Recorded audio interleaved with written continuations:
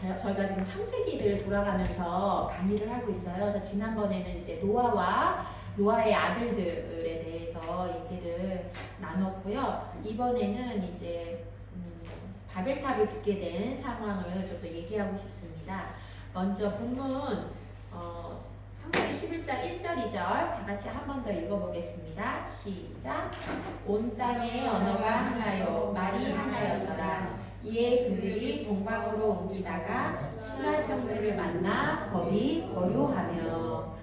하나의 언어를 가지고 살 곳을 찾아서 동쪽으로 이동한 그들은 드디어 시날 평지라는 살기 좋은 곳을 만나서 그곳에 정착하게 되었습니다. 계속 이동하다가 살기 좋은 평지를 만난 이들이 먼저 하기 시작한 것은 탑을 짓는 것이었어요. 그거는 오늘은 이제 이 인간들이 왜 바벨탑을 짓게 됐는지, 하나님은 그것에 대해서 어떻게 말씀하는지 본문을 살펴보며 나누고 싶습니다. 첫 번째는 흩어짐을 면하고 안정된 삶을 살기 위해서 이들이 탑을 짓게 되었는데요. 3절 4절 한번 읽어보겠습니다. 본문 시작. 서로 말하되 자 벽돌을 만들어 교유히 굽자하고 이에 벽돌로 돌을 대신하며 역청으로 진흙을 대신하고 또 말하되 자 성읍과 탑을 건설하여 그 탑 꼭대기를 하늘에 닿게 하여 우리 이름을 내고 온 지면에 흩어짐을 면하자 하였더니. 거주할 곳이 없어서 그 당시만 해도 이곳저곳을 이렇게 돌아다니는 자들이 있어요. 아직 나라가 세워지지 않았고요. 그 다음에 어떤 그 부족 시대였잖아요. 아브라함이나 이런. 근데 부족 시대가 아직 시작되지 않았어요. 사람들이 이렇게 돌아다니다가 자기 땅 있으면 자기 땅이라고 이제 표시를 하고 거기서 모여 살면은 부족이 되는 거죠. 이제 힘을 자기네들끼리 모여서 같이 오래 살다 보면 같은 문화가 생기고 부족이 생기고 그러다 이제 나라가 되는 거예요. 그러니까 좋은 곳을 발견하면 어떻게 해야 돼요? 일단 우리 옛날에 땅 밟기 이거 땅 따먹기 해보신 적 있어요? 땅 따먹기? 자기 거라고 이렇게 표시를 해야 되잖아요. 우리 거라고 표시를 해야 되는 거잖아요. 왜냐면 이 근방에는 평지가 그렇게 많지 않고 거의 광야라 돌밭이 돌로 된 곳이 많기 때문에 지금 이거를 이제 야따 이러면서 내 땅이야 라고 표시를 해야 돼요. 그러니까 탑을 세워놓고 흩어지는 것을 면해야지 자기네들 부족들이 거기서 살 수가 있기 때문에 어떻게 보면 상식적으로 볼 때 당연한 행동일 수도 있었다는 거죠. 자, 그래서 흩어지는 거를 막아야지 또 힘을 모아서 또 동물이나 다른 부족이나 공격을 해왔을 때 자신들을 보호할 수가 있다는 거죠. 그렇기 때문에 마을을 만들기 위해서. 근데 그 마을을 만들기까지는 이제 자연스럽다 이거예요. 근데 탑을 꼭 왜 하늘에 닿을 때까지 쌓았을까요? 왜 그랬냐면 자신의 이름을, 첫 번째는 이들이 자신의 이름을 내기 위해서 하늘에 닿게 탑을 쌓았습니다. 인간은 자신의 가치와 쓸모를 세상에 증명하기를 원해요. 자신이 사랑받을 존재라는 것을 나타내고 싶어 합니다. 보통 이제 고아들이나 편부나 편모 밑에서 자랐던 사람들이 힘든 게 뭐냐면 부모가 자기를 버렸다. 자기가 사랑스럽지 못하다. 사랑받을 만한 자격이 없다. 이런 것들로 많이 힘들거든요. 그리고 어려서부터 엄하게 혼이 나고 자란 사람들은 자기가 뭔가 좀 부족하고 바보 같고 사랑받을 만하지 않다. 이런 생각들이 자기도 모르게 많이 있어요. 그래서 사람들은 여러 가지 형태를 통해서 음식을 잘하는 사람 음식으로, 공부를 잘하는 사람 공부로, 말을 잘하는 사람 말로, 또 이쁘게 잘하는 사람 이쁘게 꾸며서 나는 이렇게 능력이 있어, 사랑받을 만해 라고 세상에서 자기를 인정받고 싶어 합니다.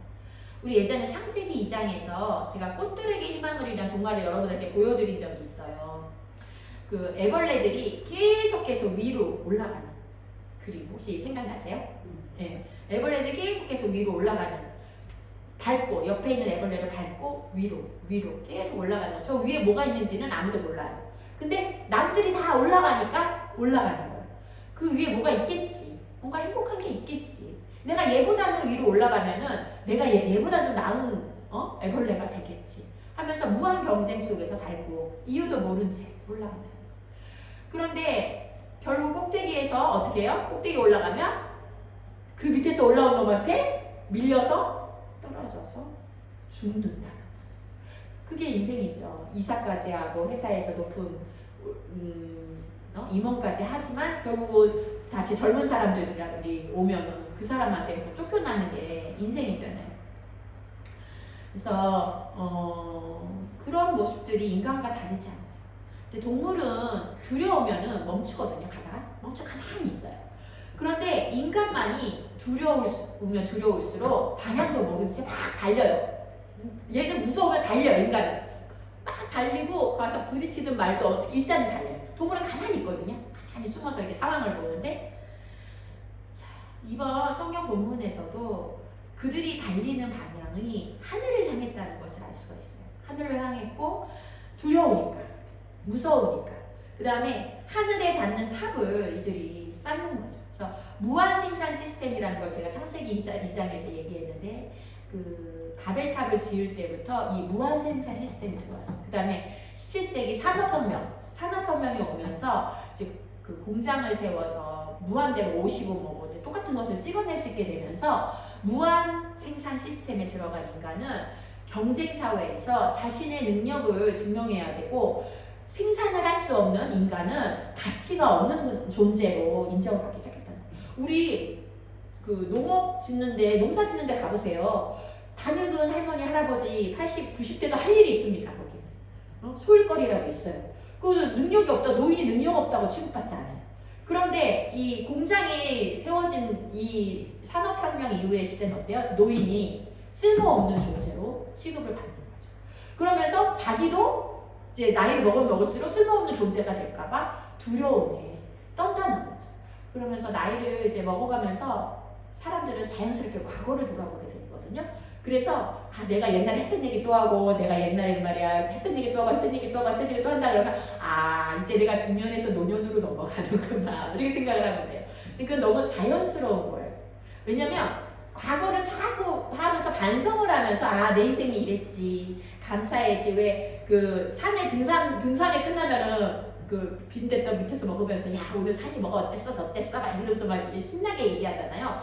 그게 노년의 시대예요. 이제 중년에 여러 많은 일에서 내가 그때는 이랬지 저랬지 막 이러면서 감사할 것도 감사하고, 좋았던 거 좋아하고, 주변 사람들한테 인사할 거 인사하고, 또 나를 돌아보면서 내가 이런 거 잘했다 칭찬할 거 칭찬하고, 또 부족한 거는 부족한 거대로 이런 건 좀 앞으로 이렇게 해야 되겠다. 이런 시간이 필요한 게 노년 시간. 잘하고 있는 거거든요. 그런데 문제는 그게 그렇게 되면 좋은데, 나이가 들면 나이가 들수록 고집이 세지고 다른 사람의 것을 받아들이지 못하면 과거의 내 실패에 머무르면서 과거에만 자꾸 머무르는 거야. 내가 그때 이렇게 했어야 돼.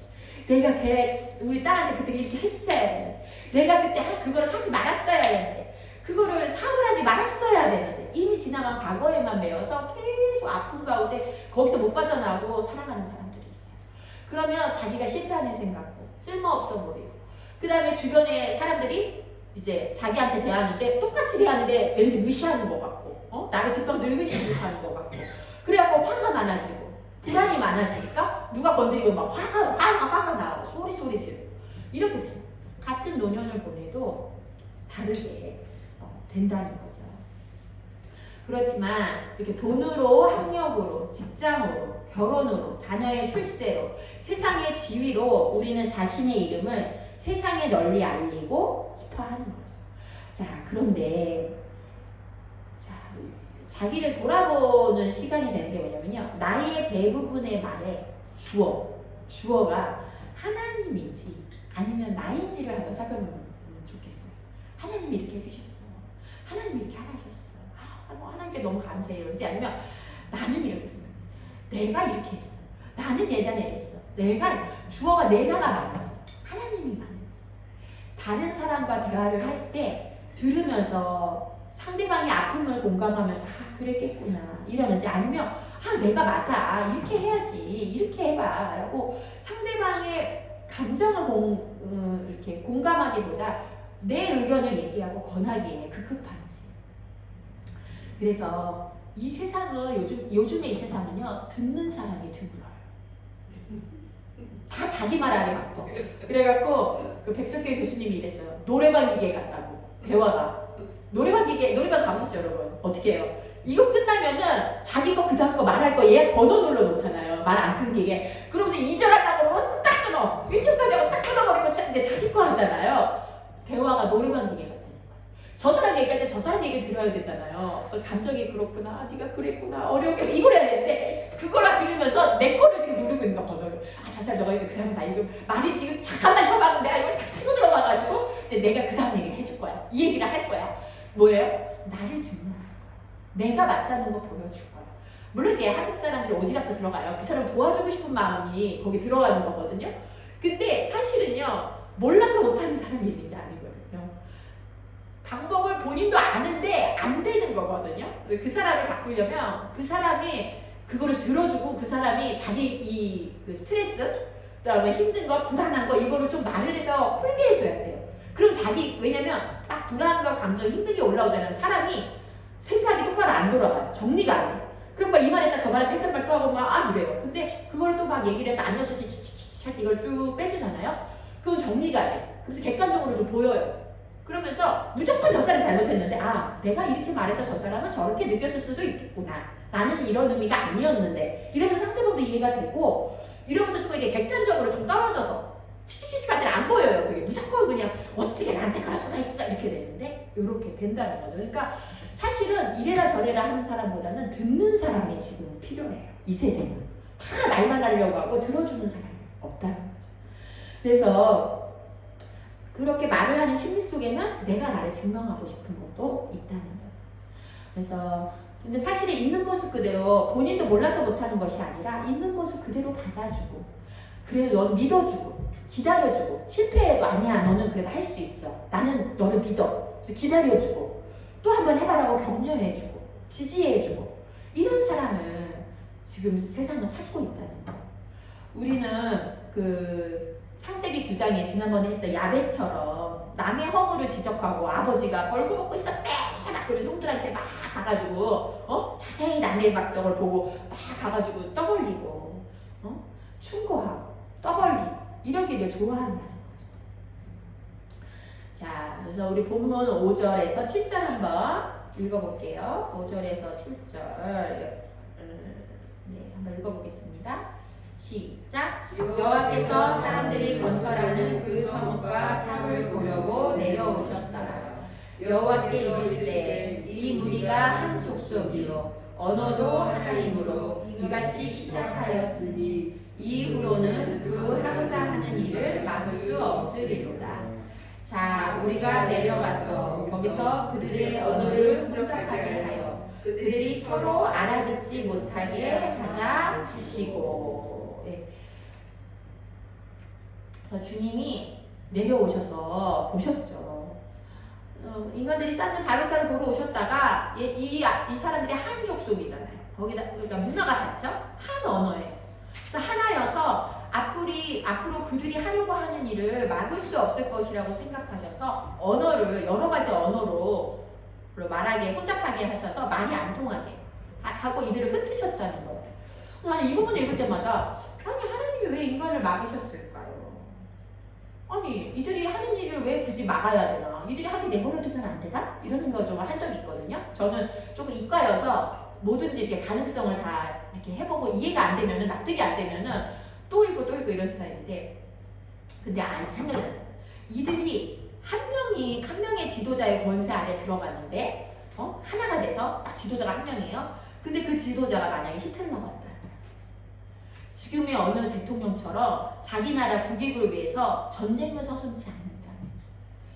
죄가 이 땅에 만연해지고 고통을 받은 이 땅을 하나님이 보실 수가 없을 것이기 때문에 이들의 언어를 혼란케 해서 흩지 않으셨을까. 그런 생각을 이번 설교를 준비하면서 기도하면서 들었어요. 근데 요즘 결국 통역기가 나오면서 언어가 하나가 됐어요. 젊은 애들은 그냥 말 안 통해도 통역기를 해가면서 대화를 하거든요. 세계가 하나가 되고 있습니다. 은채가 엄마 나 과제 체크 좀 해줘 해서 보내준 거에 미디어의 영향 이런 게 있거든요. 국제 정세 이런 거죠. 정치가의 미디어의 영향 이런 거 하는데 거기에 소셜 미디어라고 하죠. 인스타나 뭐 트위터나 뭐 이런 거에 그 미국의 대통령이 뭐라고 한마디 올리니까 그게 전 세계에 이제 그냥 개인적으로 뭐 공식적으로 얘기한 게 아니에요. 개인적으로 그냥 그 얘기를 했는데 그게 전 세계에 영향을 이렇게 미치는 거에 대해서 그 동영상을 보고 제가 이제 조심해야 된다. 높이가 올라갈수록 연애의 무게가 있으니까 개인적으로 하는 의견에도 조심을 해야 된다. 지금은 뭔 말만 하면 전 세계가 한꺼번에 다 들을 수 있는 그런 전 세계가 그 하나처럼 영향력이 있는 것이기 때문에 그렇게 해야 된다라고 제가 레포트를 썼던 게 기억이 나거든요.